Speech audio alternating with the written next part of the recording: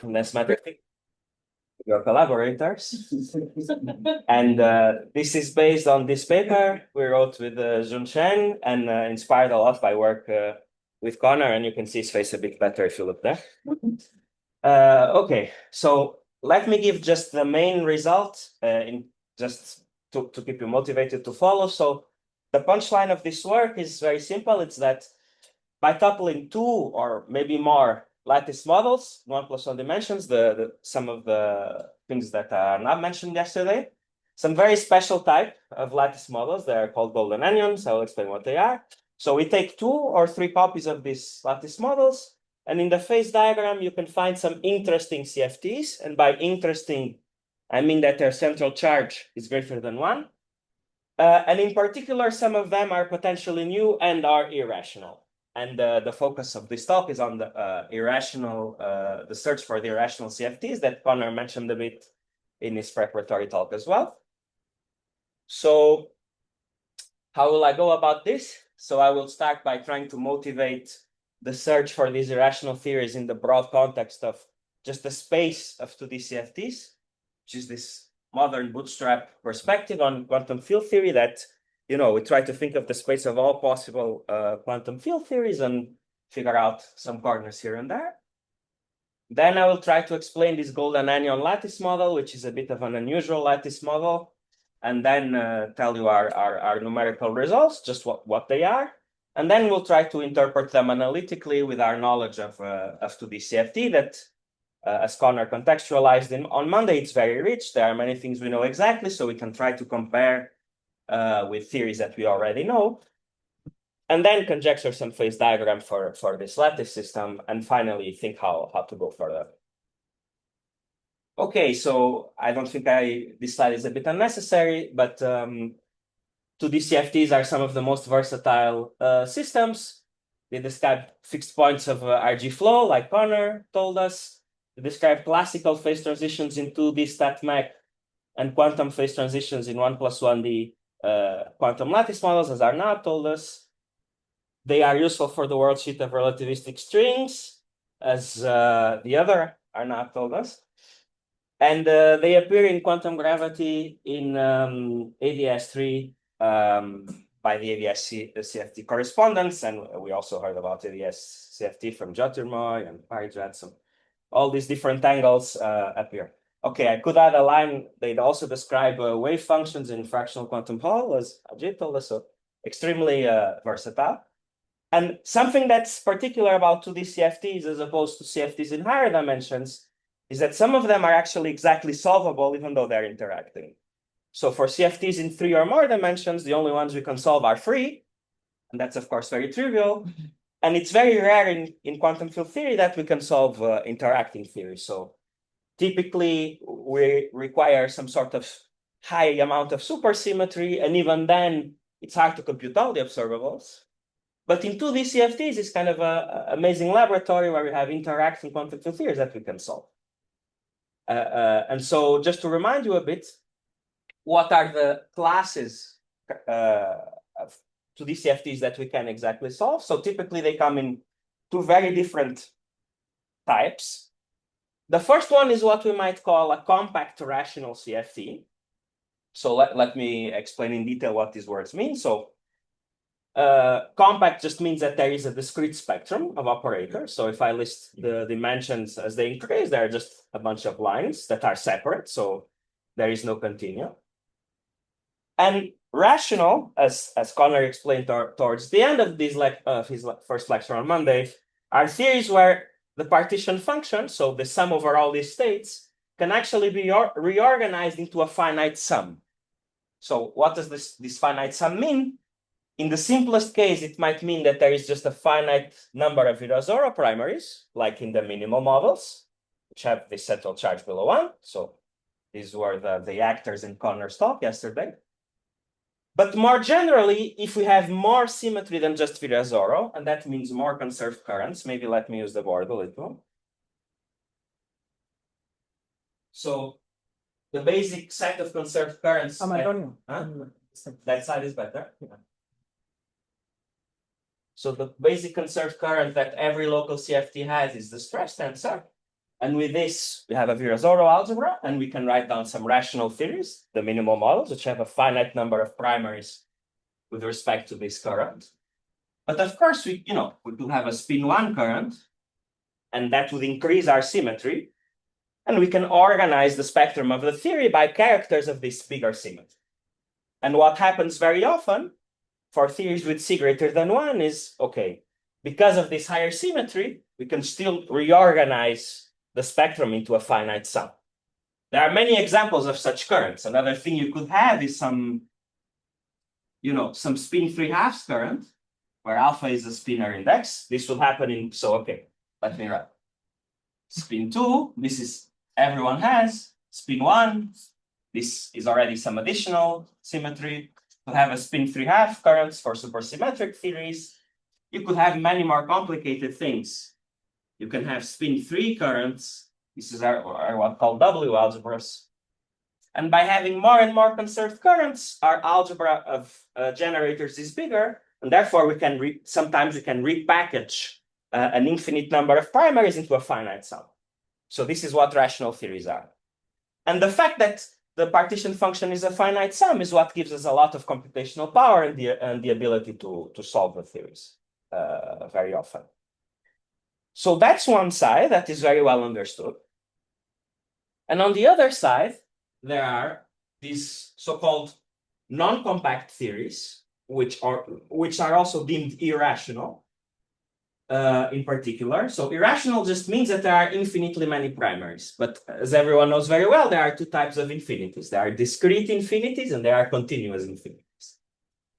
And the theories I'm talking about on this side have a continuous spectrum of primary operators. So in some sense, that might not be very natural. For example, from the lattice point of view, we have a Hamiltonian.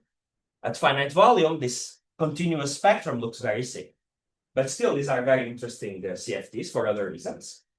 And the main example of a solvable theory with a continuous spectrum is the Liouville CFT. So what is the Liouville CFT? It's some theory where the spectrum of primaries includes all possible scaling dimensions above some value. So it goes from some delta star to infinity. And it's actually a family of CFTs where the central charge can vary. And what is remarkable about this theory, even though it's quite complicated, you can find exact formulas for the 3-point functions. This is a famous formula by Dorn-Otto and the Zamolodchikov brothers called the DOS formula. And it's kind of some universal formula that appears all over the place in CFT. So that means we can exactly solve these theories as well. But as you notice, I drew some question marks in the middle, because these are two very different types of theories. And there is kind of some missing middle in between, where there isn't really some exactly solvable properties. And so what is that missing middle? The missing middle is the subject of this talk, which are the so-called compact irrational CFTs. And so what is a compact irrational CFT? It's very simple to describe. It's just a theory where the spectrum is discrete, like the usual ones we like. But instead of having some finite sum of primaries in the partition function, we have an infinite number of primaries in the partition function. And so once you have this infinite number of primaries, there are lots of physical things that you might think about. So maybe the first one you'll think, well, where do we have infinite number of primaries? In every other CFT in D greater than 2. So when we have CFTs in 3 dimensions, 4 dimensions, and so on, the conformal symmetry is just finite. It's not infinite like Virasoro. And we know that you have always an infinite list of primaries. So in some sense, these compact irrational CFTs are kind of a bridge in difficulty between the simple rational theories in 2 dimensions and the more complicated bits in higher dimensions. We still have the power of 2-dimensional symmetry, but we have an infinite number of parameters. And some questions that might come up when you have an infinite list of scaling dimensions that are non-trivial, or an infinite list of energies, you can maybe ask questions about quantum chaos and eigenstate thermalization hypothesis. So that's something that is not very well understood. So would the spectrum of such theories be chaotic? That's an interesting question to keep in mind. So that's one motivation to look at. But just this fact on its own, having an infinite discrete list of primaries, doesn't make the theory necessarily interesting. And the reason is that there are kind of some trivial examples. And so maybe it's worth spending a couple of minutes on why there are some a bit simple, trivial examples of these theories. Can I ask a question? Yes. What does it exactly mean by chaotic spectrum? Yeah, good. So there is this notion in very simple notion in quantum chaos. You have sub-Hamiltonian and you have energy levels. And there is this expectation that in a chaotic quantum system, the statistics of the energy levels have some universal properties. Basically, there is some distribution that is called the Wigner-Dyson distribution that is kind of universal. And it's expected that chaotic systems, the spacing between the energy levels follows that universal distribution. So if someone gives me a very precise list of scaling dimensions, I can do some statistics. And if the spacings follow some pattern, I will call the theory interval, and this pattern is called is just the Poisson distribution. Otherwise, if the theory is chaotic, what we expect is this Wigner-Dyson distribution, where one important feature is that you don't expect levels to be very close to each other. You expect some repulsion. So that, yeah. Since it's about complex and non-complex, so yes. First one that you wrote down is over the two for a torus. And then the first one is yeah. It's not the torus. That's the partition function on the torus, yes. Non-compact, I suppose, because the whole plane or cylinder. Strictly speaking, for the non-compact theories, the partition function just diverges. Right. It's infinite. The geometry behind it must be non-compact space, either the cylinder or the whole plane. I mean, in principle, you can evaluate correlation functions on any geometry, but the partition function on the torus just blows up because there's an infinity. Yeah, the discreteness comes from the fact that there's compact. I don't think that, I mean, no. Yeah, exactly. The word compact and non-compact historically come from nonlinear sigma models. And compact and non-compact is from the target space, not the space-time. So, I mean, this theory is just as meaningful on the torus as it is on the plane. It's just that the fact that the spectrum is continuous means that if I went and computed this partition function, it will just give infinity on the torus. But the theory is at the level of correlation functions, it's defined on the torus on any genus surface. It's a perfectly nice theory, other than the spectrum makes partition function blow up. No, for the middle states, by definition, very good question. The partition function is still finite. So it's an infinite discrete sum, but it's a finite. So can I think of those things on a geometry of like a torus, except that there are two sides above the two cycles, the ratio of two cycles are incommensurate, like irrational numbers. Yeah. So is it the kind of geometry behind the middle class? The geometry here, so are we talking, okay. Are you talking about geometry in target space or? So there isn't, first of all, there isn't always a target space interpretation of CFTs. That's the first thing. But in terms of space-time, the theories I will talk about are defined in any space-time. They're just consistent CFTs like we like. They are defined on any genus G's Riemann surface with any number of insertion of operators. So they're just normal healthy theories in any two-dimensional space-time memory. So, you get this,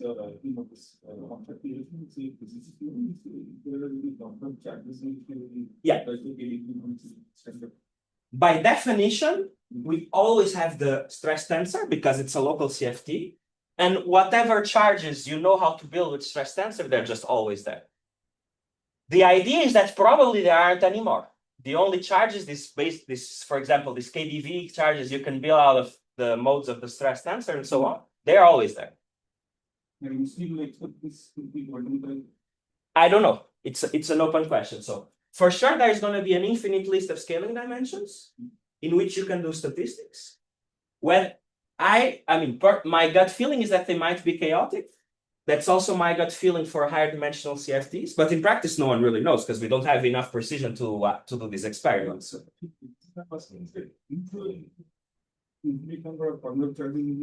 Yeah.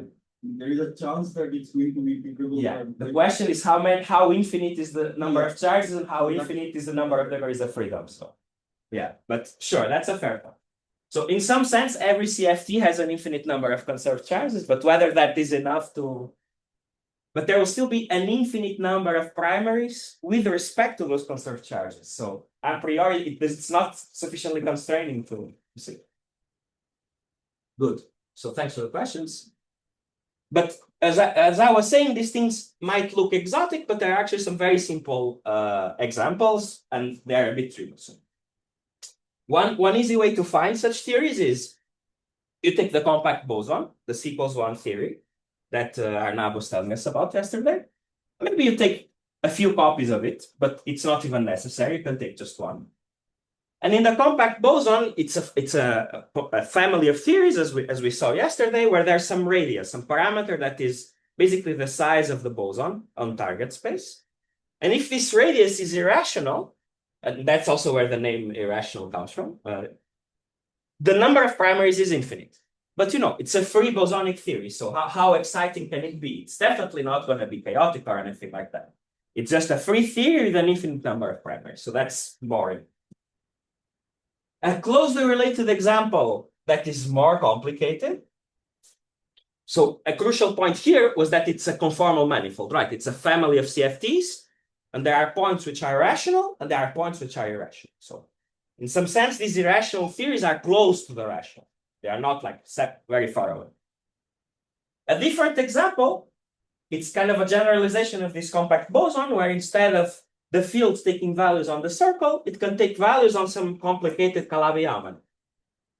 And what is known about these nonlinear sigma models when the target space is this fancy manifold, is that the theory has supersymmetry. In fact, it has n equals 2 supersymmetry. And that guarantees that there are exactly marginal operators, and so there are these continuous families of CFTs, which amounts to the forming the geometry of this. And in this context, it's also very easy to show that there are such compact irrational CFTs. And the way to show it is very simple. You start from some rational point in the family of theories, and you move away just a little bit. And if you start in a rational number and you move away a little bit, you get irrational number. So I haven't said quite yet what is the relation between these words rational and irrational with rational numbers and irrational numbers. Maybe I'll say that a bit later. But it's not hard to believe that if you have a continuous family of theories and you have some rational number and you are allowed to move continuously, you'll certainly pass through irrational numbers. So these examples exist. But you see, they have two properties that are kind of uninteresting.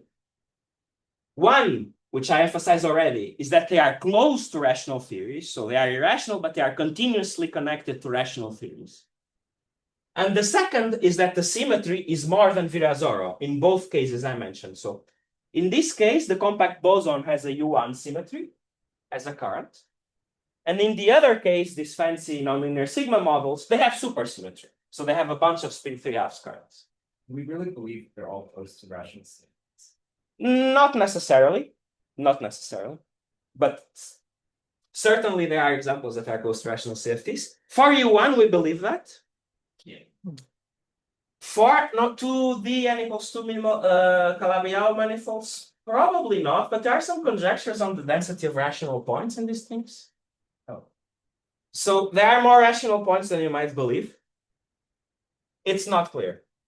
It's a good point. But how many, so you have infinite number of primaries in this theories of Calabi-Yau? So depending on the point you are, you might have finitely many primaries because there is more symmetry. And then you move away, there is slightly less symmetry, and then you start having infinite because you can no longer reorganize. So when you say move away in the Calabi-Yau manifold. In the space of Calabi-Yau manifolds, in the moduli space. The modular space of the Calabi-Yau. So you change a little bit of the homology, let's say. You are changing the CFT, right? It's a family of CFT. So as you change this CFT, you go from one that has a finite number to one that is infinite. It's not that the number of states change, just that the symmetry is less, so you can no longer reorganize that sum in a finite way. But the only points, sort of distinct points that I can imagine on Calabi-Yau when there will be generation. Yeah, there are otherwise all the points will be more or less the same. It's a manifold. That's correct. So what exactly happens? So you go to a singular point on the. You go to one of these special points, and you can solve the theory. because it usually has enhanced symmetry. Typically only for kind of a point. Orbifold kind of a point, and then you move away, and all of a sudden you can no longer solve the theory. You can do perturbation theory, but you will not be able to write down the exact infinite tower of operators. So now we're actually going to look for something a bit more strict. We will look for compact irrational CFTs where the symmetry of currents is just Virasoro. So that's just a minimal set of assumptions. That's the least symmetric possible type of theories. So what we will do is, I don't have a chalk, but we'll just forget all these other possibilities and just require just stress tensor effects. Okay. But the problem is, even though this looks like the generic set of assumptions, just have some central charge greater than 1 and just stress tensor, there are no constructed examples that are rigorous of such theories. So shame on us. I mean, it's been 40 years of 2D CFT, and we still don't know an example of the most generic set of theories. And our goal, starting with our work with Connor a couple of years ago, was to just be pragmatic and have some approach that might allow us to construct such an example. Because you see, even though we don't have any examples, this is so generic that there is no reason why we shouldn't be able to find these theories. We just need to try something, put our hands in the dirt and do something. And the simplest idea you could come about is to use RG flows. In what way? So, as it was explained yesterday, for theories with central charge, and also on Monday, central charge less than 1, we know exactly all the unitary CFTs. It's just the Virasoro minimal models. So if we do some RG flow starting from any theory here, we can only land within this space of theories. Because why? Because the central charge in the UV, when we do an RG flow, is strictly bigger than the central charge in the infrared. This is homological C theorem. So, if you start from some simple theory like this, and you try to find a new one by doing some deformation, you will not find anything new. By this theorem, you must find the same set of theories. So how can you remedy this? Well, don't take just one of them, take a few copies of them. Because once you take a few copies of them, the central charge will be the number of copies times that central charge. So you increase the central charge. And now when you deform, you can land on very complicated things. And that's the logic. So you write some formal action, a bunch of copies of some solvable CFT that you know and love, maybe some Virasoro minimal model, maybe something else. And the easiest deformation you can write is to take some operator in one of the theories, multiply it against an operator in the other theory, exactly like the example that Arnav was discussing yesterday. And we will trigger some RG flow. But we can go even more complicated. If we have 3 copies, we could have multiplied 3 operators. If we have 4 copies, we can multiply 4 operators and so on. So this is a very general framework. Of course, you can imagine, as you increase the number of operators, each one of them must have lower and lower dimension, right? So things might become more and more complicated to work. Are the deformations marginal or relevant? Well, we want to trigger an RG flow, right? Because we want to go to a non-trivial theory, right? So we are starting where something is like, in the UV, it's decoupled, so it's whatever, n times some central charge of some theory you like, let's say of some minimum one. So if it were marginal, you would stay here, right? So what we want is to have a relevant operator such that CIR goes down. It's n times something in UV minus something. And then we might have a chance of finding something non-trivial. So we really want to use relevant operators. And okay, this logic was used to some success, not with this goal, but something like this was done already by Dotsenko and collaborators back in the mid-90s. So at the time, they were interested in disordered theories. And as we heard a bit from Kaushik, when we have disordered theories, there is this replica trick. And effectively, you get some action like this. But in the replica trick, you send n to 0 in the end. So these people at the time were interested in sending n to 0. But in practice, they work with n equals 2 and n equals 3. So whatever they did taught us valuable lessons. And then me and Connor in a couple of papers in 22 and 24, we tried to take this a bit more seriously as a tool to find irrational CFTs in the infrared of such RG flows. So we will, you start in UV, the couple theory, you do renormalization group in these couplings, and you hope that you will find some fixed. So there is a brief comment here, which I think I've already basically explained, which is just to say that once the central charge is greater than 1, once we are beyond the realm of minimal models, the number of Virasoro primaries is always infinite. The only question is whether they reorganize into a finite sum or they don't reorganize. And for them to reorganize, we need some extra currents. That's a very key idea that plays a role in all these works, which is if you want to make sure that your theory is irrational, one easy way to do it is to show that there are no extra currents. That's kind of a simple principle you can use to make sure the theory is irrational. So when you write that action, you care about the permutation symmetry of this series or Fantastic. So that would be the simplest choice. So if we preserve permutation symmetry, you'll have less coupling, so it will be more manageable. But in principle, you can write a very generic action with very small symmetry, and maybe you will still find solutions. So the first thing we did is to do this exactly what you suggest, which is to preserve the permutation symmetry. that's like the permutation orbifold actually. We don't need to take the orbifold. We could choose to take it, but we don't need to take it. Yeah. Okay. So, but now, okay, we wrote down some formal action. Operators are relevant. How do we make this RG flow tractable? We need some small parameter. Otherwise, it's uncontrolled. So there are a few approaches. One of them that hasn't been used much in the literature, and I think is worth exploring more, is take a large number of copies of the theories. Then there is some large N simplification, and maybe you can do some progress. But that is something, okay, whatever, for the future. The most direct thing you can do is some type of epsilon expansion. So usually the epsilon expansion we think as deforming the space-time dimension to make things weakly relevant. But it's a more general idea. It's about finding some parameter in your model and changing it such that the perturbation becomes close to marginal. Because when the perturbation becomes close to marginal, that is, the dimension is 2 minus a small number, then the renormalization group becomes perturbed. And there are a few tricks that people have found to do this. One is when we take our theories that we copy to be the Q-state Potts model that we also heard about yesterday.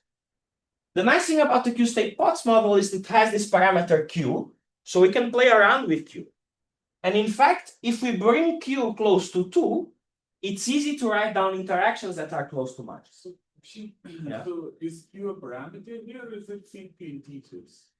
So eventually we are interested in the unitary theory, so Q would be an integer. But to make some prediction in perturbation theory, we treat Q as a parameter and we expand in Q minus 2.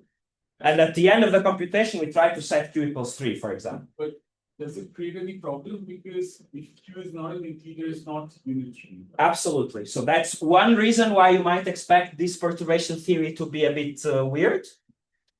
These people, Dotsenko and collaborators, still got nice results. But exactly what you are pointing out is what motivated me and Connor to do a different choice of epsilon. And it is to take the list of minimal models and take the central charge to go close to 1. So use this 1 over m expansion. So let me write that on the bottom.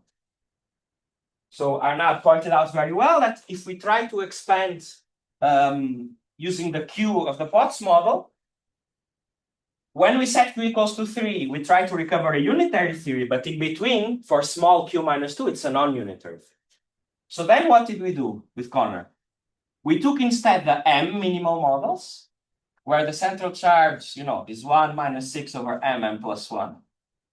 And you can instead use the expansion parameter. You take m to infinity, and you expand in 1 over m. And now the minimal models are unitary for every m. So now, of course, you are doing this trick of pretending that an integer is continuous. But, for m very large, there is a very large number of theories that are very close to each other. So you treat this 1 over m as a continuous parameter. And that's a very old idea of Zamolodchikov, but me and Connor used it in this context of coupled models. So let me just show you explicitly these two constructions. So this one is the one of Dotsenko, you take these Potts models. Yeah. Just to say something here, in theoretical sense, it makes more sense, but okay, maybe it's bad for this Hamiltonian formulation, if you think about it, because these theories which are close to central charge 1, you have to give so many things, you cannot imagine writing it on. Absolutely. The hope is that in the practical, that's absolutely correct, but the hope is that in practical terms, that this large M expansion actually converges well. So, for example, when Zamolodchikov studied the RG flow from one minimal model to the next, he did a large M expansion to study this RG flow, and it turns out it has a finite radius of convergence. So you might have the hope that if you do this perturbation theory and you plug, I don't know, m equals 4, it might still work. So you might still be able to look for theories without tuning too many parameters. But I will also have some important comments later about how to get to multi-critical theories without having to tune so many parameters. But that is the second part of it.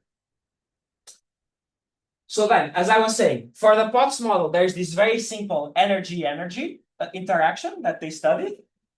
And they studied perturbation theory in Q minus 2. Great.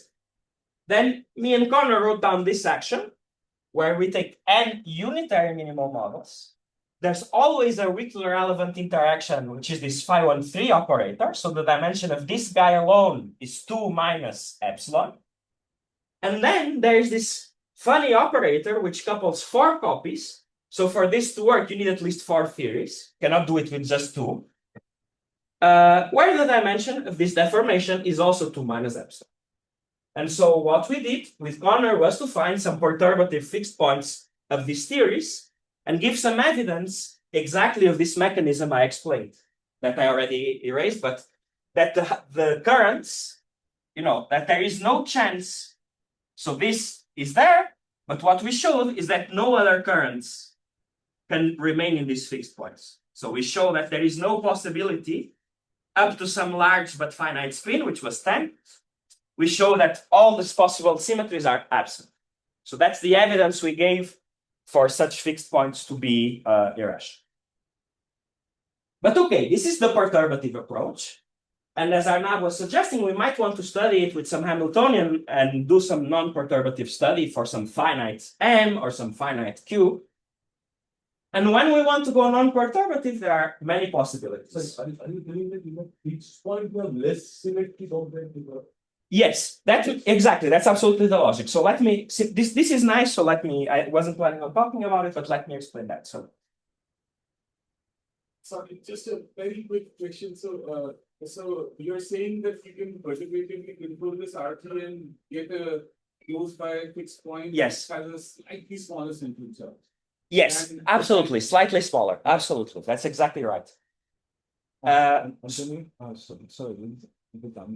but can you have a situation like you don't have a tuning, but you have your other concept charges? That would be a non-local theory, so that sounds a bit sick.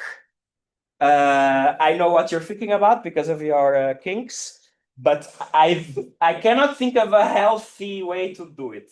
But it might be possible. So it would be a very non-standard CFT because it wouldn't be local, and yet it's an interesting. Yeah, that's fine, but non-local, I mean. Yeah, non-local, but still with local conserved charges, you see, because the currents, even if the spin is not 2, conserved currents give a sense of locality somehow, because there are some quantities that are local, that there are some local conservations. It's a bit exotic, but.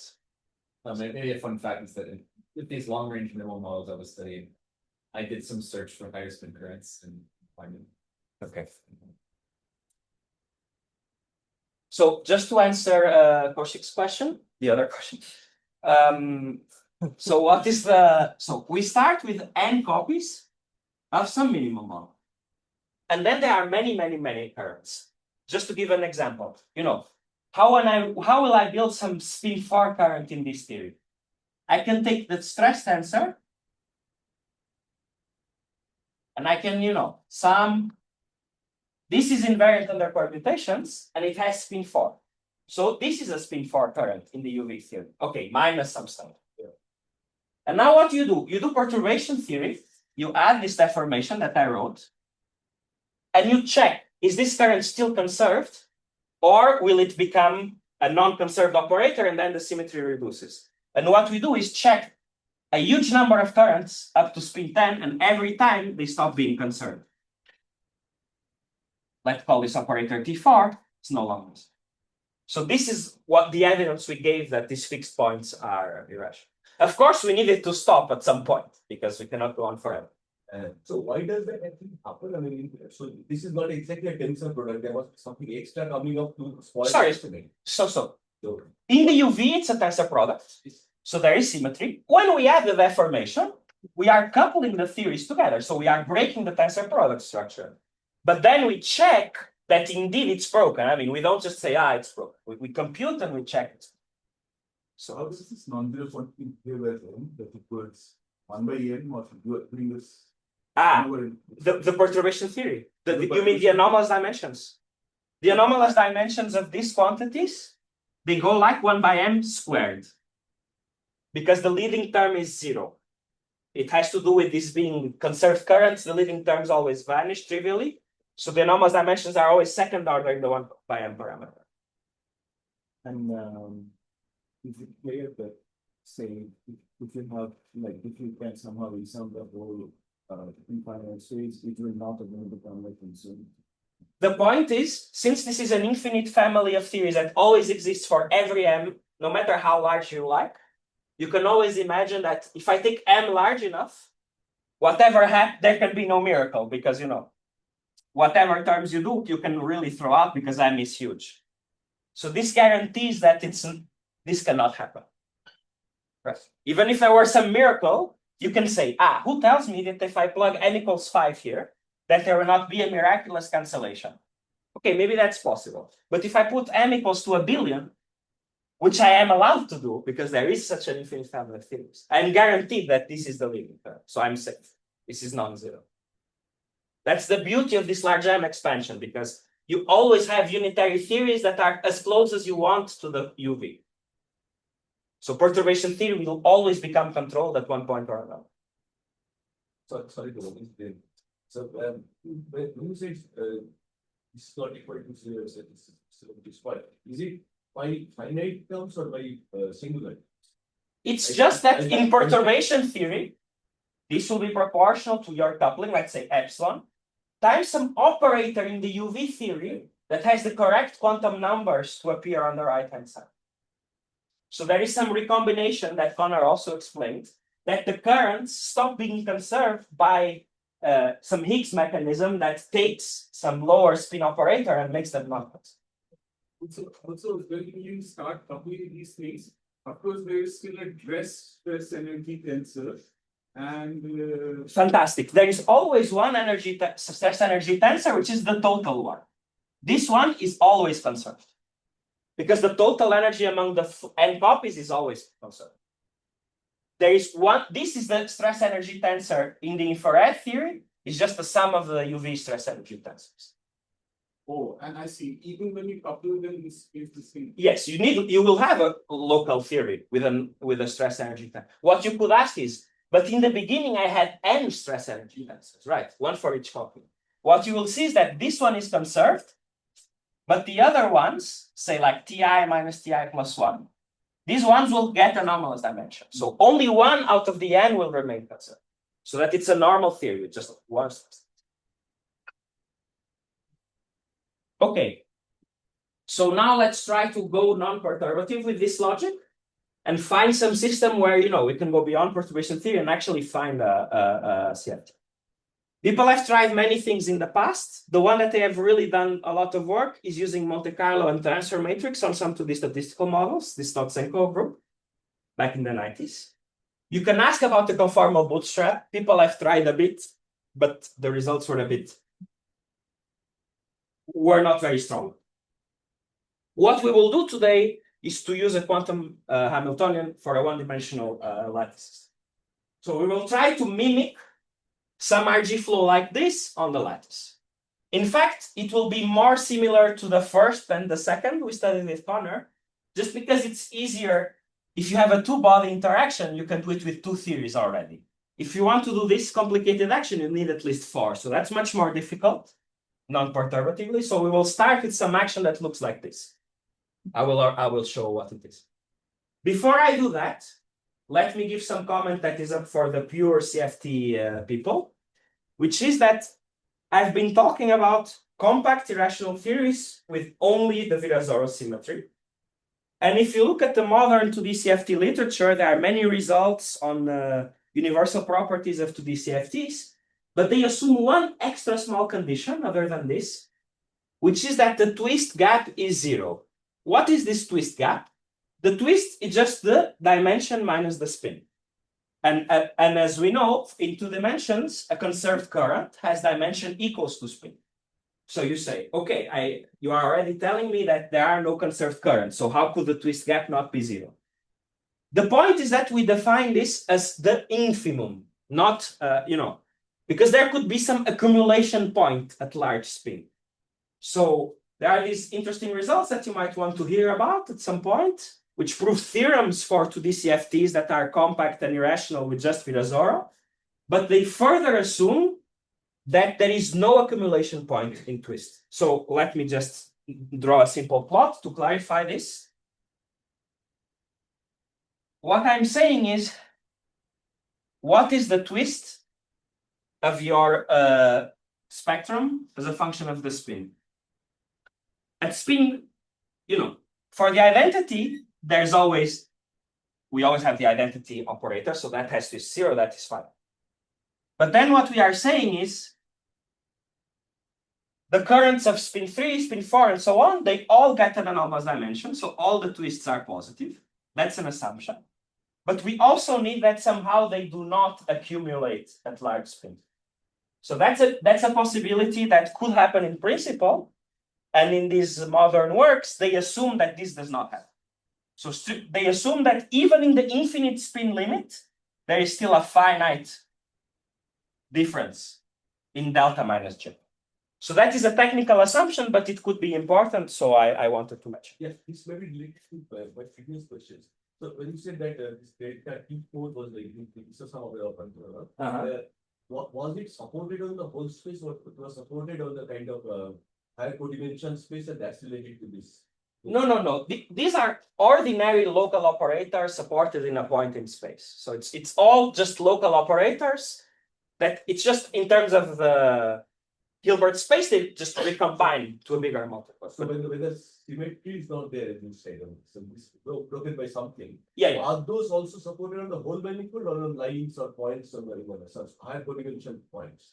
These will all correspond to the usual symmetries that once you integrate the current, you just get a charge in codimension 1, the usual charge. No, like delta function kind of survival. No, these are just ordinary conservation laws with ordinary. Not here, then it's not point. Yeah, also when it's not. Yeah. Okay, so one motivation also to study these theories is to test these universal predictions in some concrete model. So there are nice theorems about theories with these properties you might want to test. Are there always twist accumulation points? I mean, we don't really, we expect that there are theories where there is no accumulation point. We hope so. Because, these people prove theorems assuming it. So hopefully they are not proving a theorem out the empty set. That would be a bit annoying. But we don't really know because we don't have examples.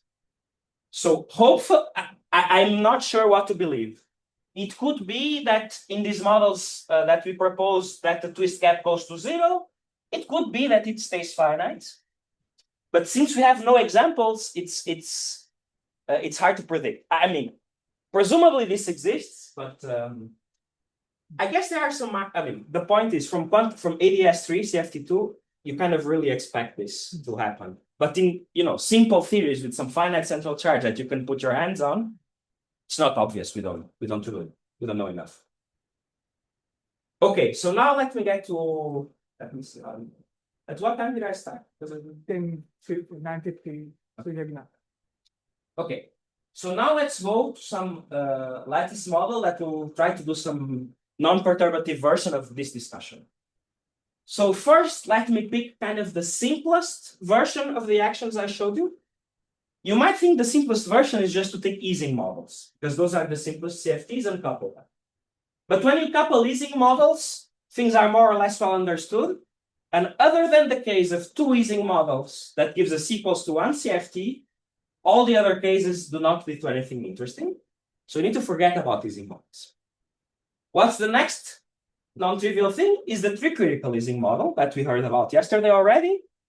And for the tricritical Ising model, the central charge is 7 by 10. So we will have n times 7 by 10 in the UV field. And what is some interesting deformations that we can do to the tricritical Ising models is to couple them by the subleading spin operator. So sigma prime. So sigma would be the spin operator, which is Z2 odd. But it will turn out to be useful to consider the subleading spin operator. So the next Z2 odd operator that has dimension 7 by 8. Why is this nice? Because, you know, when you take two copies of this, like we are doing here, 2 times 7 by 8 is 7 by 4, which is 1.75. So the operator is relevant because it's below 2, but it's not too relevant. So, okay, it might be something more or less under control. Yes. Yeah? I missed why you said that Isings are like non-trivial. Okay, so saw an example it- yesterday, right? Where two Isings. with two Isings, we get C equals 1. That works perfectly.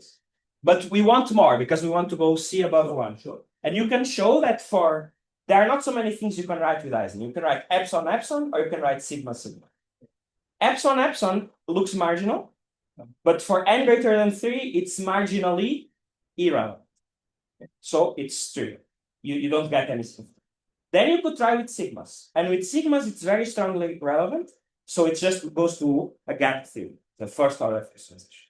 And you can't mix the two up. Z2. You could, no, okay, in principle, you could try. Yeah, nothing stops you from doing that. Yeah, you're right. I don't know what happens there. Maybe. I would need at least 3 Isings for that, because with 2, it's trivial. The central charge will be less or equal than 1. Right? Good suggestion. We should think about it. Maybe. Break the Z2 symmetry. It's okay to break symmetry. Yeah. I mean, anything goes. This setup, though, has some nice symmetries that will help us. So that's also a lesson. If we have lots of symmetries, our Hamiltonian might be able to do some work for us. So maybe we don't want to break too much symmetries, but in principle, it's a completely valid suggestion. But now, Arnav's talk from yesterday comes in, because usually to find this tricritical Ising model on the lattice, he showed us this nice Bloom-Capel model, and he showed us we need to tune 2 parameters, right? So that seems very complicated. You take n copies, you need to tune 2 parameters for each, and then you will deform. Right, so it seems not very feasible. But it turns out that you don't need to tune 2 parameters to get your critical Ising. Now, if you choose a smart lattice model, it's enough to tune 0 parameters, which is very remarkable because, you know, a priori it's a tricritical field. And this was observed in a very famous paper by Kitaev, Ludwig, Feigin, and a bunch of other people. It's called the Golden Chain paper. I put here this golden G so that I don't have to keep writing their names all the time. I'll just put the golden G. And they define this model that is called the golden chain, and this is what we will use. So now let me explain this. What is this lattice? So, of course, as any good lattice model, we need to explain 2 things. The first is the Hilbert space. What is the Hilbert space? And then what is the Hamiltonian we put on this Hilbert space? And so let me first describe what the Hilbert space even is without putting any Hamilton. So the idea is we have 2 degrees of freedom per site, and we call them 1 and tau. This is to suggest that 1 is kind of a trivial, it's kind of an empty, and tau is the non-trivial degree of freedom. And these are actually some things that you would say are some non-abelian anyons.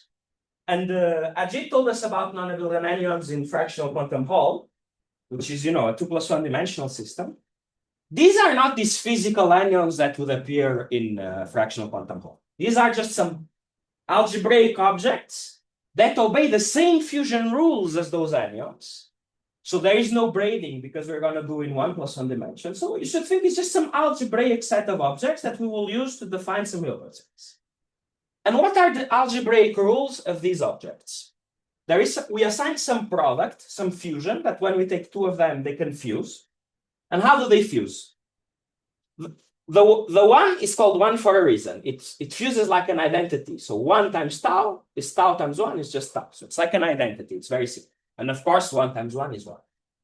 What is very non-trivial is that the fusion of these tau anyons, it can happen two things. It's a linear combination of getting the trivial anyon and the non-trivial anyon. So this is some non-invertible structure. It's not a group, right? Because the product of two elements is actually a sum of elements. It's not just another element. And so this is just some algebraic rule that tells us how to fuse some lines. And with these algebraic rules, we can build a Hilbert space. And how will I do this Hilbert space? I will take a bunch of these tau lines. I'll take L + 3 of them. And I will start fusing them according to these rules. And when I fuse them, there will be many possibilities. So this is the idea. You first fuse two anyons, two taus. And then what can you have in the first slot? You can have 1 or you can have tau. And you will label your state by whether there is a 1 or a tau in this first fusion. Then you fuse again by another tau. And in the next slot, you can again have 1 or tau, and so on.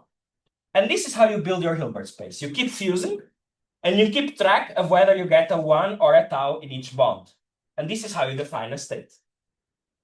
So it looks a bit like a normal spin 1/2 Hilbert space, right? Because at each bond here, I can put, 1 or tau, but it's like up or down. So in that sense, why do I need this fancy thing? Why can't I just say it's a spin 1/2 Hilbert space? The reason is that because of these fusion rules, there are some constraints on what states can appear here. Why? Because 1 times tau always gives tau. It cannot give 1. So in particular, if I have a sequence of 1 tau, and there is a 1, in the next slot, 1 times tau, it must be tau. So it's a constrained Hilbert space. It's not a factorized Hilbert space, right? So you need to forbid certain states. So it's a very special Hilbert space that looks like spin 1/2, but it's constrained. And then how do we count the dimension of this Hilbert space? So it's very simple. I sketched here a derivation. I don't think it's very important now, but basically you can argue that the dimension of when you have L sites, the dimension of the Hilbert space is the Lth Fibonacci number. That's why it's called sometimes a Fibonacci chain as well. And what is the dimension of what is the Lth Fibonacci number when L is very large is given by the golden ratio to power, right? That's why also it's called the golden chain. So what does this mean? It means that it's not a factorized Hilbert space, because if it were, the Hilbert space dimension would be an integer to the power L. Sorry, what is that? Right? It's the golden ratio. No, what is that phi value? Which one? When you like 20/L. Yeah, phi is the golden ratio. It's 1 + √5/2. That is essentially because that fusion rule itself sums to a golden ratio. Right? Exactly. It's exactly that. That's exactly the So that's power of that thing. Exactly. But you see, it's very clear. This is not a local Hilbert space because there is no Hilbert space of dimension 1 + √5/2, right? So the reason why this happens is because there are these constraints that you are not allowed to put 2 1s in a row. So, okay. So that's the big question. So if I change this fusion rule with some coefficients, like it's a quadratic equation that you write, will I get a generalization of that in terms of? So this structure here, what we really need is something called a unitary fusion category, and these things are very rigid. So you cannot just play around with coefficients and get something non-trivial. Of course, there are other fusion categories than this, and you will get a different. That's what I'm asking. If I go down, for example, A and B there. Yes. Like in the arbitrary quadratic equation. would I get a generalization in terms of two parameters? There are generalizations, but not you cannot just write anything down. It's very constrained what So size of what the is general. This is what I'm asking. What is the constraint? What should I look at? It's highly non-trivial. It's there are some. I will explain later. There is some quantity called the F symbol that amounts to rotating these bases of states, and that needs to solve a bunch of constraint equations. So that will fix for you what type of numbers you are allowed to write down, how many different variables you are allowed to have. These things are very rigid mathematical structures, and of course, this is not the only one. There are others. But if you write something down randomly, almost certainly it's not allowed. I mean, it's very constrained. Sorry, and why this 1, is crossed out? So can you just Yes, because what we do is we fuse these anyons, but consistently with these rules. And what is the rule when I fuse a 1 with a tau? So I imagine I have a 1 here. So my Hilbert space is defined by these blue bonds. If I have a 1, when I fuse with a tau, I always have a tau on the right. So when I have 1, it must be 1 tau. So if I have 1, 1, that is not allowed because it's inconsistent with this fusion rule. you fuse the bond? You fuse a bond with an external one every time. You take the bond, fuse, take the bond, fuse. But you make a good observation, which is it's my choice to fuse like this. I could be choosing to fuse in a different order. And then I will get the same Hilbert space, but rotated, some basis change. And that is very important. So this is some conventional choice of basis. But now when we write, so this is just a Hilbert space. I haven't written down a Hamiltonian. But when we write a Hamiltonian, we'll actually make use of the choice of how we fuse. So let's look at that now. So now what we want to do is to take this Hilbert space and put some type of Heisenberg Hamiltonian on it. What does it mean, Heisenberg Hamiltonian? It means that when we fuse two things, we kind of project onto a sector. And why do I say that? Just to remember, what is a spin 1/2 Heisenberg Hamiltonian? You know, everyone knows you write this spin I dot spin I plus 1. But what I actually didn't, I should know, but I didn't know before this project was, when you write this scalar product of two spins, you can also write it as a projector of the spin 1/2 times spin 1/2 into the singlet sector. So you can think of the Heisenberg Hamiltonian as some Hamiltonian that just wants to fuse every spin 1/2 into the singlets. And what we're going to do is to take our Hilbert space, which is of course more complicated than the Heisenberg Hilbert space, and we will privilege the fusion of the anyons into the trivial one. But now it's where our Naves comment comes in, because we are describing things in terms of the fusion of the bond with the external line. But what I want to do is to take the two external anyons and force them to go to the trivial, to the singlet channel. So what I would really like to do is to write something like this, where I fuse the two anyons first, and then I go to the singlet channel. But the beauty is that it's my choice how I fuse the lines.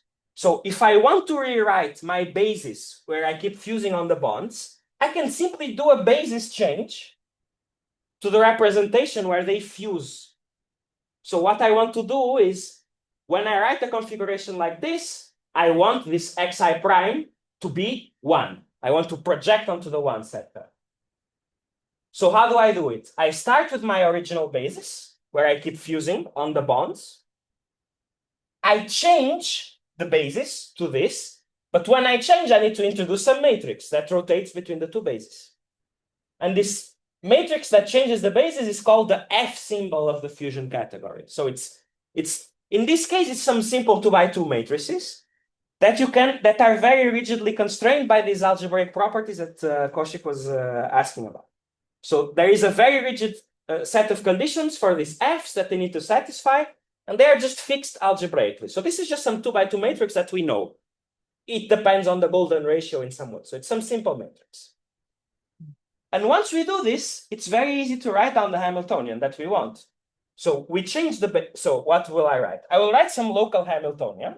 At each site, there is some local contribution, some hi over the L sites. And what am I telling you that I'm doing? I start from my basis. I rotate to this one where they fuse, which is this F. When I'm in that basis, I do the Heisenberg interaction. I project to the singlet. So I put here a projector to the 1. And then I rotate back to my original basis. So this will be our Hamiltonian. This looks a bit abstract, but everything is concrete. It's a two-dimensional Hilbert space. So if you do this simple computation, you can see it's a Hamiltonian like the ones we like. You know, Ni is just the occupation number. It's in terms of a Pauli sigma Z matrix. This is some Pauli sigma X matrix. It's just some simple combination of sigma X and sigma Z matrices. It's a normal Hamiltonian like you would find in any test.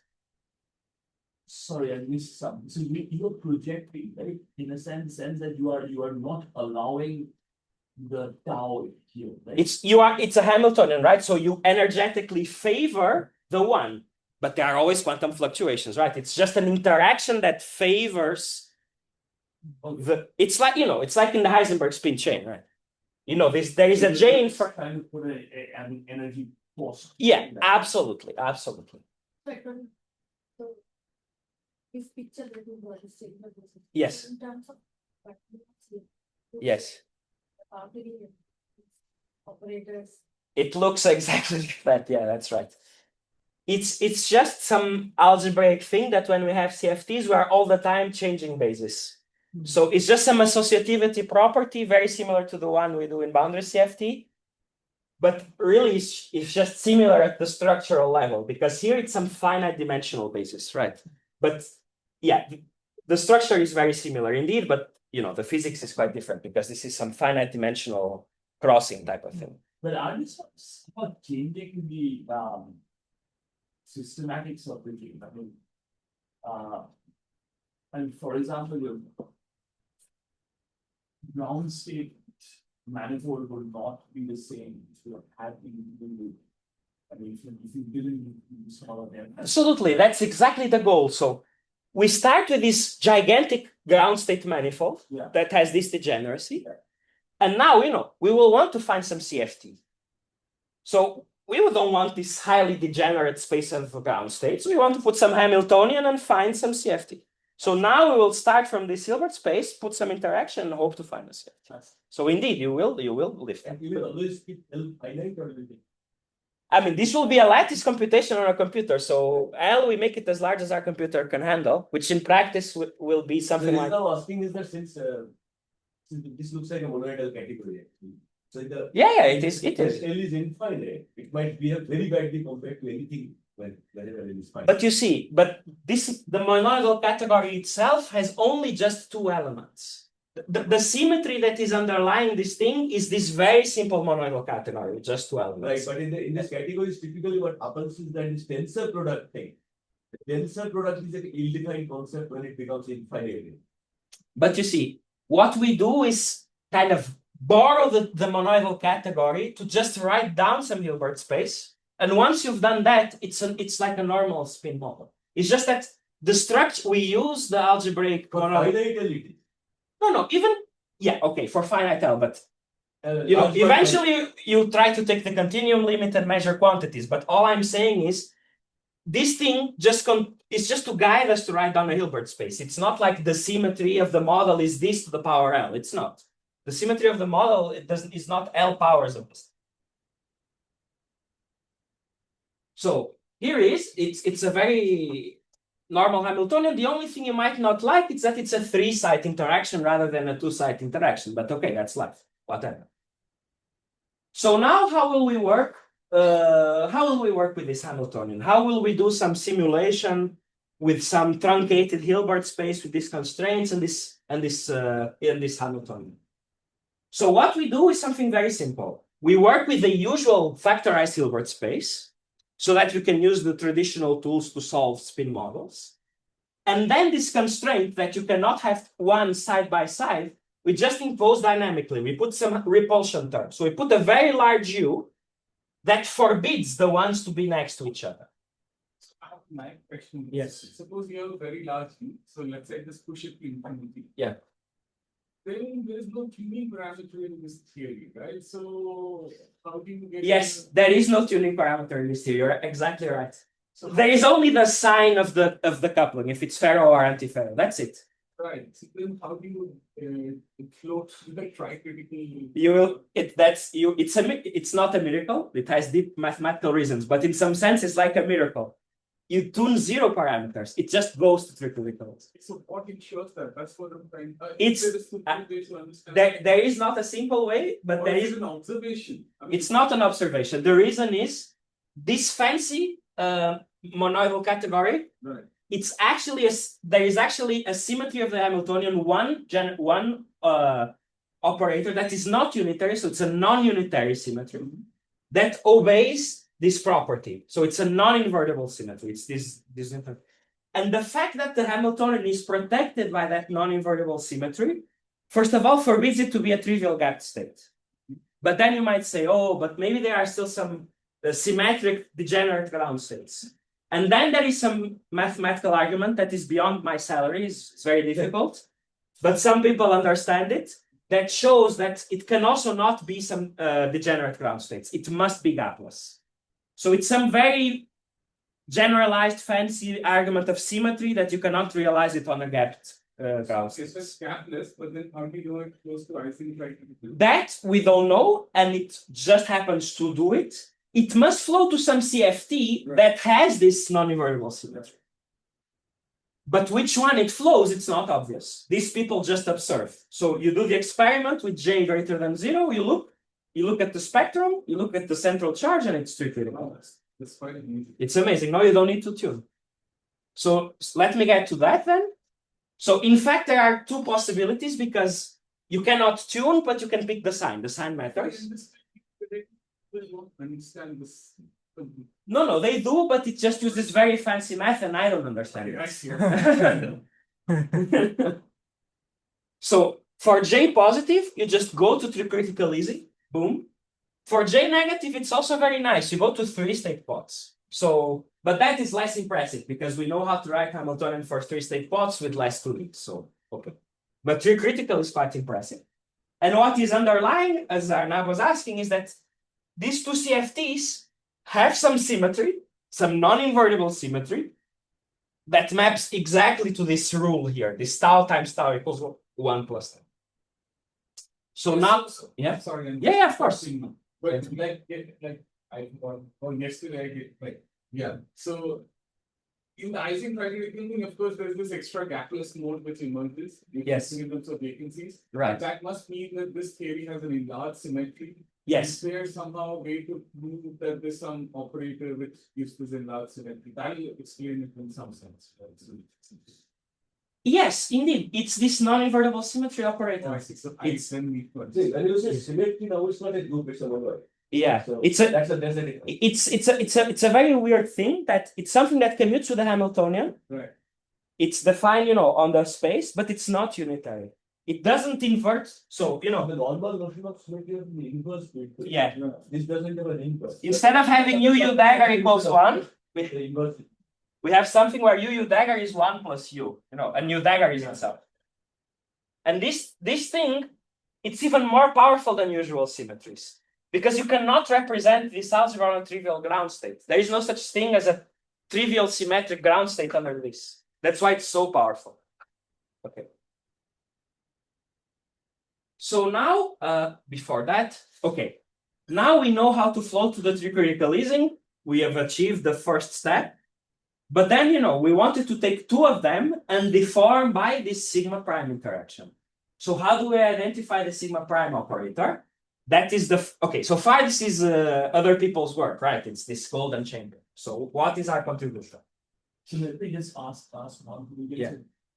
So you have, I'm not allowed, a certain thing in your fusion rules, and you have written down a Hamiltonian for the system by putting particular energy cost. Yes. What do you want for that? Then, you have a Hamiltonian, you solve it, you look at the energy levels, you go to our NABS lecture, and you remember that there is state operator correspondence, Yes. 1 over L gaps, and you see the CFT dimensions. So that's it. Okay. Yeah, this is just a way to realize tricritical easing on the lattice with the advantage that you don't need to tune any couplings. That's why it's better because. Okay, so now we need this extra thing, which is how do we turn on the sigma prime operator on the lattice? That also sounds hard because I would try to turn on some Z2 odd operator, but then I would turn on sigma. How do I avoid turning on sigma and just turn on sigma prime? So the first observation, like I'm saying here, okay, sigma prime is a Z2 odd operator. And one interesting fact, which you might have noticed, is that this model does not have a Z2 symmetry. The Z2 symmetry is actually emanating from the one-side translation. So there is no Z2 symmetry on site. It's not there. But instead, what will become the Z2 symmetry of the tree-critical Ising model is just a single lattice translation. So what does that mean? That in the dispersion relation on this lattice, this is momentum. So now I feel like a condensed matter guy, because I'm talking. And there is the edge of the Brillouin zone. So what am I saying? That the Z2 even modes are the usual, so the scalar operators are Z2 even. And then the Z2 odd operators are actually just the momentum, have pi momentum. Because, they are odd under lattice translation by one side. So these operators will be Z2 even. And when I look at my spectrum of the Hamiltonian and the momentum is pi, so it's the edge of the Brillouin zone, these are the Z2 odd operators. So the Z2 symmetry is not on site, so that's very important. So now we know how to distinguish Z2 even from Z2 odd. Good, so we look at operators that have momentum pi, so they alternate on e to the I p pi. So they have, e to the I p, and p is pi, so it's -1 to the I. These are the Z2 odd operators. And now it's the power of this non-invertible symmetry, this fusion category symmetry, which the tree-critical Ising model has this W symmetry, which comes from some Verlinde line. That's not important. What is important is this fusion rule here. That the symmetry, let me write it W because that's what I call it, that there is some symmetry in the tree-critical Ising model, which is, again, W squared equals 1 plus W. That we also realize on the lattice model microscopically, right? That's the whole point. So what are the operators that are invariant under that symmetry? It's precisely sigma prime and some irrelevant operator that doesn't matter very much. But so the point is, in the tree-critical Ising model, sigma prime, how do we define it? We define it, it's Z2 odd, but it's a singlet under this non-invertible symmetry. And we know that our Hamiltonian, by construction, each term is invariant under this W symmetry. So how will I write down sigma prime? It's not hard. On every lattice point, I write HI, so that I am sure that it's invariant under the non-invertible part. And then I put this -1 to the I, so that I make sure that it's Z2 odd. So now I have written a lattice operator who overlaps with continuum primary only sigma prime and not sigma. What do you do with epsilon prime? It's irrelevant. So so first here it's not there because it's epsilon prime is at 2 even. So for here it doesn't overlap. Once you write a product of the two, it will appear. But it's anyway irrelevant, so you don't worry so much. So now how do I test this? I take my Hamiltonian, I turn on this operator with some coupling H, and I try to check that it really has the same effect as turning on sigma prime. And what we find is that it matches perfectly. So first of all, one very nice thing is this perfect. This is so far just a single layer because before going to 2 layers, we still need to identify the perturbation. So yes, this is all with a single layer. It will flow and it will become gapped. It will become gapped, absolutely. But it's very interesting, because you break the Z2 symmetry, it's gapped, but still we find that in the limit of large system size, you get 2 degenerate ground states, even though the symmetry is broken. And why? It's because of this non-invertible symmetry that is still present. The non-invertible symmetry still tells us that there are 2, there is no Z2 symmetry. This is the expectation value of the order parameter, and it's not symmetric. The one value is not minus the other. And yet they are degenerate because they are protected by the non-invertible symmetry. So that's one check. And the other check is that we can compute the scaling law for the 1-point function And we can match the exponents exactly to sigma prime. So here there is this nice data collapse.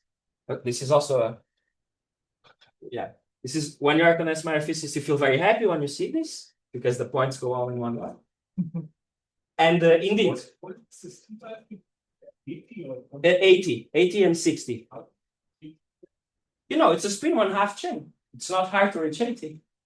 We are, okay, I should say, we are not doing exact diagonalization. We are doing DMRG. I see. That's So it. it's an open chain and then. We just, you know, we take the open DMRG, but we add a non-local coupling between the endpoints to make it periodic. Yeah. Thanks. I should have said it. Thanks. Okay. So now let's go for what we really want, which is the two coupled anyon chains. First, I will just show the results and then we will interpret them because it's very simple to interpret. So sigma prime, we understood how we write it. It's not hard to write the product of two sigma primes. Now it's Z2 even because you multiply 2, so there is no -1 anymore. And what is the symmetry of this model? The symmetry of this model is that there are two Fibonacci's for each copy. And you know, since we wrote this product, we preserve them individually. So there are really two Fibonacci symmetry. Fibonacci is just the name of this symmetry, you know. It's called the Fibonacci category. And then we are preserving the Z2 that swaps the two copies. So there's a Z2 that alternates the two Fibonacci's. And finally, there is the usual Z2 that is the diagonal. So what do I mean by diagonal? That you flip the spins in the tricriticalism on the two layers at the same time. You see, you should think that these are two layers of the tricriticalism model, and I can flip the spin. But since I write sigma prime, I cannot flip them individually, only the two at the same time, right? So that's the symmetry of this model. And then, as Connor was anticipating very well, this deformation, the product of the two edges, it will overlap on the continuum with sigma prime, and also with this epsilon prime term. Because now it's Z2 even. But that's okay because, sorry, epsilon prime is an irrelevant operator in the continuum. We thought it was dangerous irrelevant, but we were wrong, so okay, that doesn't matter very much. So it's an irrelevant operator. So now let's look at the results. And can I zoom out? Okay. We do this numerics, this DMRG that allows us to go to some very large system size. So, okay, it disappeared from the PDF. Anyhow, we went to 120 system size, but you should think that since these are two copies, it's kind of like going to 240 if you had a single copy, more or less. And what do we see? We have this coupling K over J. Let me just remind you, J is the ferromagnetic coupling for each chain, and K is the interchain coupling, the thing that makes them interact. If you make it negative, you immediately see that the central charge drops to 0. I will tell you in a second how you measure central charge. But the fact that it drops to 0 means that the theory is gapped. So for one sign of the coupling, the theory is gapped. When the coupling is 0, we are exactly at the decoupled system. So what should be the central charge? It should be 2 times the tricriticalism. Should be 2 times 7 by 10 should be 1.4. And indeed, it's 1.4. And then we start making the coupling positive. And what we observe is that the central charge flows a little bit, but then seems to stabilize. Even as we increase the system size quite a bit. So you see here that even in some range of system sizes, it's kind of becoming constant. And it's around 1.15. And so at this stage, we started thinking, okay, we might have found some interesting CFT. I have a question. So Yes. you're saying that K is positive, no matter how you vary it, there is a CFT. Yes. And you see, so it looks like you would call it a conformal phase. Right. Why would that be the case? Why would I expect such a thing? Because we have this fancy symmetry, right? So the only thing we need is that there are no relevant operators that are singlets under a fancy symmetry. So that's fine. If it was singlets under a simple symmetry like Z2, you would be very suspicious. But since this symmetry is so constraining, you would hope to find some conformal phase. That was our belief. But we were wrong. We will see that in a second. But before that, How do we measure the central charge? With the MRG, it's very easy. Then I have a very dumb question. Sorry, Yeah. if you just go back to your Hamiltonian. Yes. And then if you take the k tending to infinity limit, Yes. this sounds like some very simple decoupled theory. Yes. Right? Yeah. So That- it cannot that- be right. That's what we missed. Yeah. Okay. Yeah. That's a very important observation. And we will see that. But it could be that it still flows to some CFT. You know, it's some lattice thing. It's some local thing with a squared Hamiltonian. It's a bit more complicated. Who knows?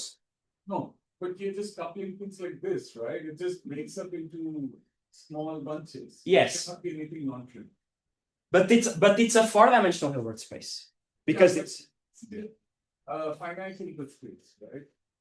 Because K is this intra-layer. yes inter-layer. interlayer. Yes. So if K is very large, you're just breaking up things like this. They're not interacting within each other, right? Yes. So But you know, but even for this, Right. I still float to tricriticalism with just a two-dimensional Hilbert space. That was still kind of non-trivial. yeah, that I understand. So still this could flow to something that is also non-trivial. Why not? No, I'm just saying that if K is strictly infinity. Yes, if you K throw is this away. finite- Yeah, if K is finite, then it may. Yeah.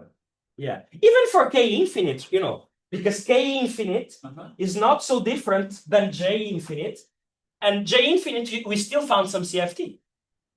So here it could be that it's some other CFT because the Hamiltonian now is squared. No, but when J is infinite, Yes. they're interacting like this.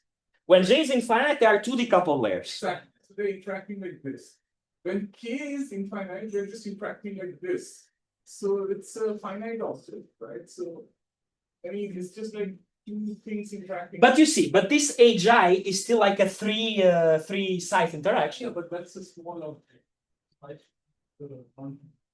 But it cannot give a typically one, right?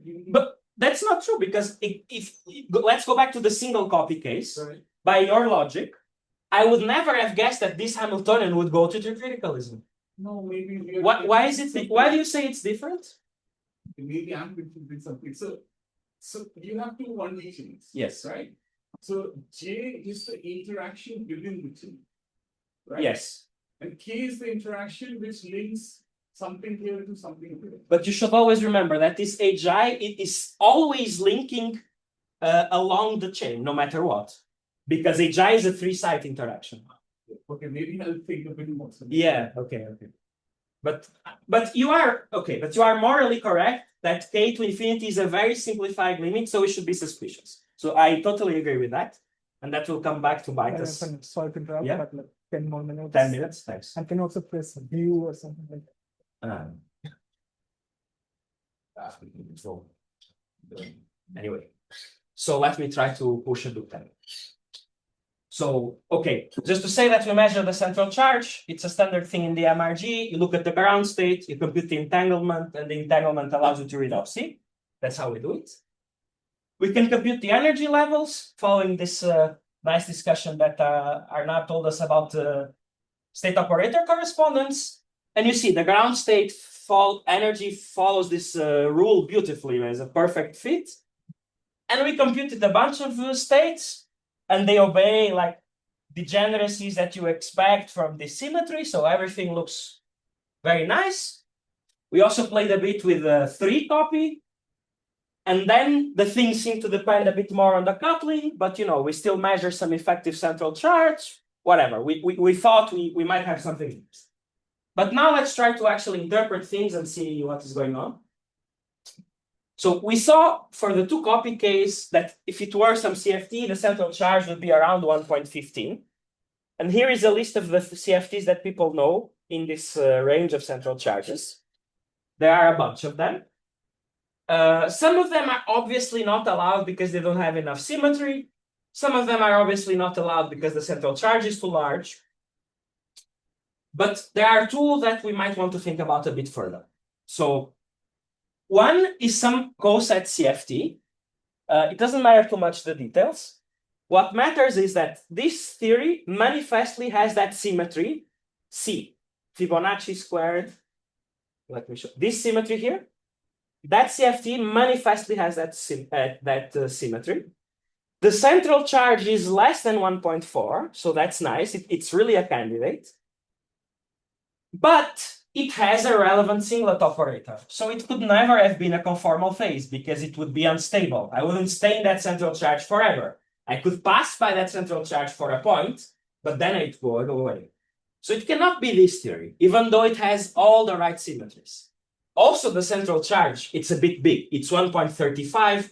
Our error bar is not that big, so it could never have been this. Okay, but this theory is actually very important. We'll see in a second. The other theory it could have been is this other coset CFT that has the central charge right on top, 1.15, okay. The symmetry is not obviously there, kind of you see half the symmetry. It has one Fibonacci rather than two. But you know, maybe there is some symmetry that is not, doesn't act in such a simple way. So we thought maybe it could still be that. But then it's easy to see that this CFT can never have those double degeneracies. We can compute exactly the partition function, and these degeneracies that we observed are not there. So it cannot be that any of those CFTs. So why do they expect that a monoidal symmetry will be reproduced by cosets? Because this SU2 at level 3 has some representation, which is the spin 1 representation at level 3 that obeys exactly the same fusion rule, because spin 1 plus spin 1 is 0 plus 1 plus 2. But at level 3, there is a truncation. So it obeys exactly the monoid. And when you put two of them together and you can rotate them, you see there is a perfect match of symmetries. Okay. So we thought. This is lower one like Fibonacci times Which one? the SU2 or level 2 process. No, it's not. It's not a tensor product theory. It's like a supersymmetric minimal model. It's a bit more complicated. Fibonacci times I. Okay, there is 3 critical Ising times Ising, but that would be here, 1.2. No, the lower one here.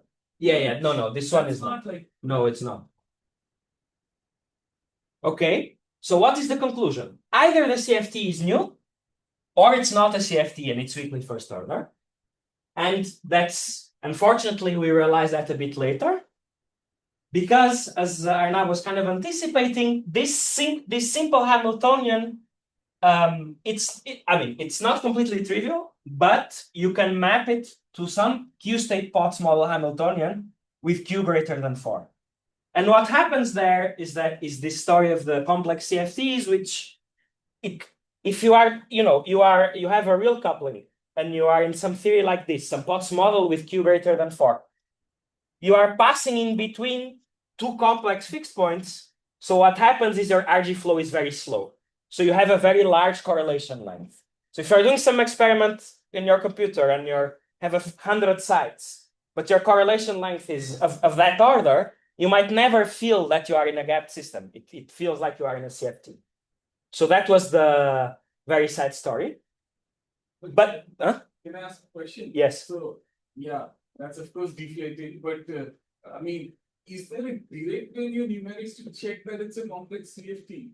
Or of course, you're rationalizing it by going to this large scale limit, right? So, but is there a direct way to see that can it at all be done in numerics? It's a good question. I think we can estimate the correlation length, and we are actually at the border of the correlation length. So if we push a bit harder, we might be able to go beyond the correlation length, and then we'll just see it directly. Okay, maybe let me just try to tell the main story, and then we can discuss a bit. I mean, complex CFT is just a statement that, imagine you have a family of CFTs labeled by some parameter, and one is stable and the other is unstable. You vary this parameter and they collide. They become closer and closer to each other and they collide. What they can happen is that there is still a fixed point, but only for complex couplings. And then if you are having a Hamiltonian that is real, you are not passing in the complex CFT, you are passing in the middle. So the RG flow is still very slow, even though it's not a fixed point. And this, on the lattice, looks like a CFT, but it's not. And that was the point. So just one thing that could happen is we push our size a bit bigger. I believe we are close to the edge of the correlation length, so we might just see the effect if we push just a bit higher the lattice size. So Q equal to 7, there's an estimate for what the code will be. Yeah, it's like 70, 80, something like that. We are in principle we are on that order of magnitude, so we should be close to seeing the breakdown, but we didn't see the breakdown. So okay, so this is the possible phase diagram. So there's presumably some unstable CFT, which is the one I mentioned, because it has the correct symmetry, but it has one relevant operator. But for that, we'd need to tune. And then we thought, this was a CFT with central charge 1.15 that is stable, but no, it's really a complex CFT. So, it's really a walking RG behavior. So this diagram is wrong. It's not really a CFT, it's just very slow RG floating. But okay, we were very sad, but we kept pushing. So in the previous picture, that Yeah. would mean the arrows don't really converge or something. No, the arrows just go out to the gapped phase, but they go very slowly here. Because if you went to the complex plane, there would be a complex CFT on my side of the screen and one behind. So as you are here, it's very slow RG flow. What did we do? We kept pushing. And then we found if you make the coupling negative, nice. We actually find this 1.35 CFT, but it's not a conformal phase. You need to tune a coupling and then, okay, you find this 1.35 CFT. So that confirms this part of the phase diagram. Okay, that was nice. But then we went further and we explored also when the J is negative. So the ferromagnetic instead of antiferromagnetic. And just to remind you, very briefly, here, when J is positive, this goes to 2 3-critical easings. But when J is negative, it goes to 2 times 3-state pots. So this gives us a second chance to go and find a new theory, because now we can also couple 3-state pots. So we went back. And now this is preliminary results. So now this is not published stuff, it's stuff we are doing. So you're stopping, sorry, 2 3-state pots. Yes, 2 3-state pots with this interaction between the layers. But it's not the same interaction that the other people wrote, this energy-energy. It's different because it preserves a different symmetry. So it's a different interaction. So now what do we find? This was what I explained to you guys. So there is the decoupled 3-critical. There is a phase that is like the fake CFT. And there is the 1.35 CFT at the end. And then there is a gap. So there is a gap theory. And on the other side, for positive J, what we get is a central charge that is 1.6. And that makes sense. That is 2 decoupled 3-state pots models. But now we find a conformal phase of 2 3-state pots models. For a big range of parameters, you always go to the CFT. Why? Because the 2 times 3-state pots model does not have any singlet relevant operators under the C symmetry. So that means that secretly, what our lattice model is doing is deforming 2-state pots by some irrelevant operator. But on the lattice, that's fine, because if you are a QFT person, you'll say, well, if it's irrelevant, you will not find a fixed point. But if you are a lattice person, then you have a cutoff, and your coupling can be as large as the cutoff. So nothing stops me on the lattice from finding some fixed point that I would interpret as a UV fixed point in the continuum. And what we found is as you vary these couplings for the 2 times pots, they are decoupled, and suddenly there is a jump in the central charge. And now we find a fixed point with C equals 1.77. And this one gives us a new hope. Now we are much more conservative. We assume it's everything is known until proven, everything is innocent until proven guilty. So we need to explore the CFT a bit more. Sorry, my question, why, so when it's decoupled, it's 1.6, then why did it jump above? It jumped above because the lattice interaction we wrote only overlaps with irrelevant operators. Because of this fancy symmetry, there is no relevant operator that overlaps. So whatever you find, it would be like some UV completion from the point of view of the continuum. But as you know, on the lattice, it's fine, right? Because, you know, there is a cutoff, the coupling is of the order of the lattice spacing.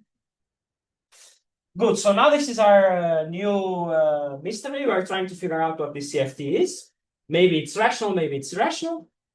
And just to finish, this original claim we made in the first version of our paper is wrong. It's walking behavior. But maybe there is some interesting CFT already with 2 copies.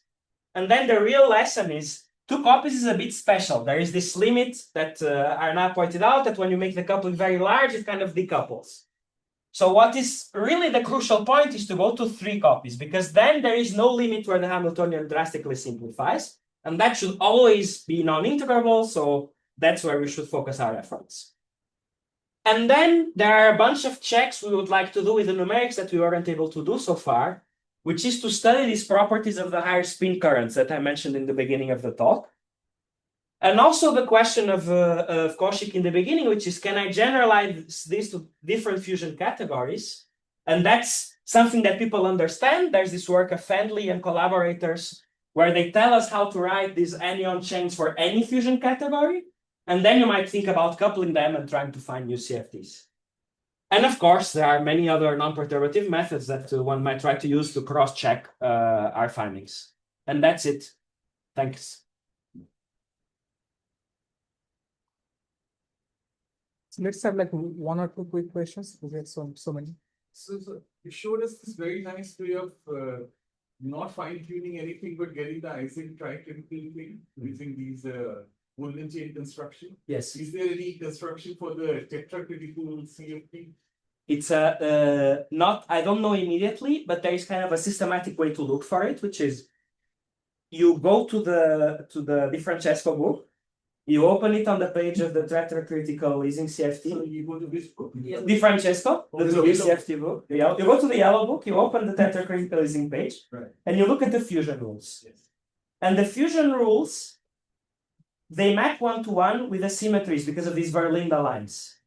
And then you identify, is there some fusion rule that looks like some fusion structure that I haven't found yet?